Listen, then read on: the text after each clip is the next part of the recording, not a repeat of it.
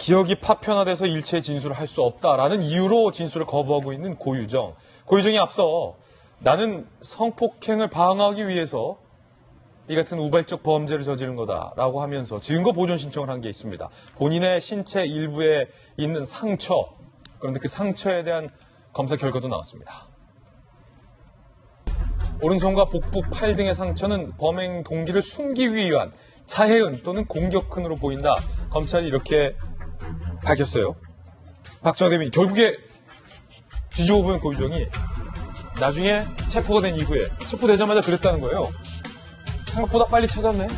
그랬다는 거잖아요. 그랬다는 거 아닙니까?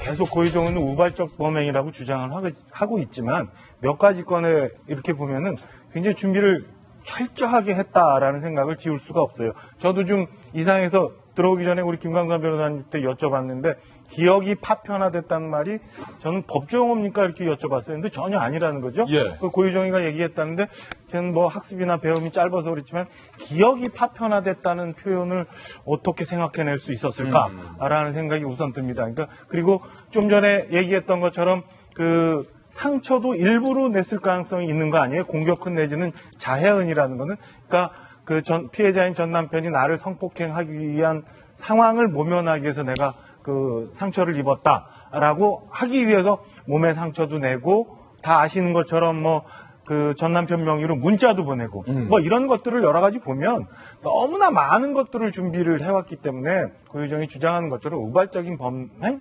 전혀 믿을 수가 없는 부분 아닌가 싶고 또 이 손에 있는 상처마저도 증거보존 신청을 했다는 거 아니에요? 그러니까 물론 뭐 옆에서 법률적인 조력을 해주는 사람이 있을 수 있겠지만 일반적으로도 이 상처를 가지고 내가 증거보존 신청을 해서 나에게 뭔가 유리한 증거를 만들어야겠다라는 거를 과연 생각해낼 수 있었을까? 그러니까 뭐 남편으로 문자로 보낸 거, 그 다음에 증거보존 신청 상처 낸 거, 자해은 만들어낸 거, 또는 기억이 파편화라는 표현을 쓰면서 진술을 거부 이런 것들 등등등등을 보면 저는 굉장히 치밀하게 준비해서 그리고 이후에 내가 검거가 된 상황 이후에 경찰, 검찰 조사에서도 어떻게 내가 대응을 하고 대처를 할 건지에 대해 굉장히 많은 단계를 준비했던 것 아닌가라는 생각을 지워버릴 수가 없습니다. 예.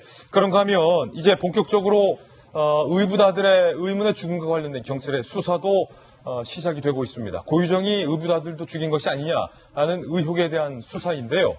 고유정이 의붓아들의 사망 당일 직접 119에 신고했던 것이 드러났습니다. 그런데 이상한 건 그 다음날 의붓아들이 다니는 어린이집에 전혀 다른 이야기를 했다는 거예요. 의붓아들이 사망한 당일에는 119에 직접 신고했어요. 아이가 아프다.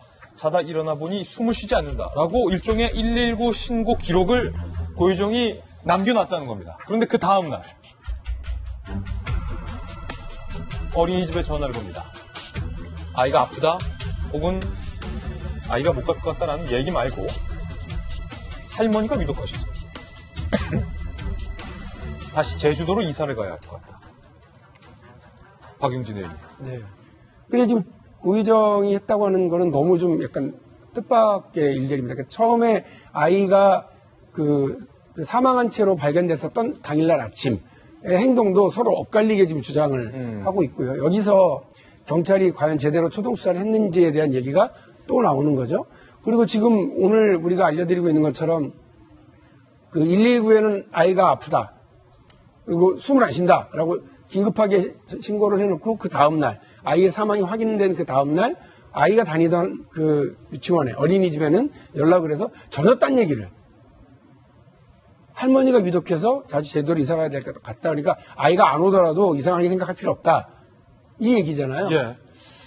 제가 볼 때는 전혀 그 상식적이지 않고 합리적이지 않은 행동이라서 이와 관련해서 고유정의 현 남편, 사망한 저 아이, 의붓아들의 친아버지, 친부의 주장이 상당히 귀를 좀 기울여와야 될 필요가 있어요. 처음에는 당황해서 자기랑 같이 자다가 자기의 실수로 아이가 이런 변을 당했는가 걱정도 하고 했었을 수도 있는데 지금 와서 생각해보니 하나부터 열까지 다 이상하더라라고 하는 얘기를 하고 있는 것 아니겠습니까?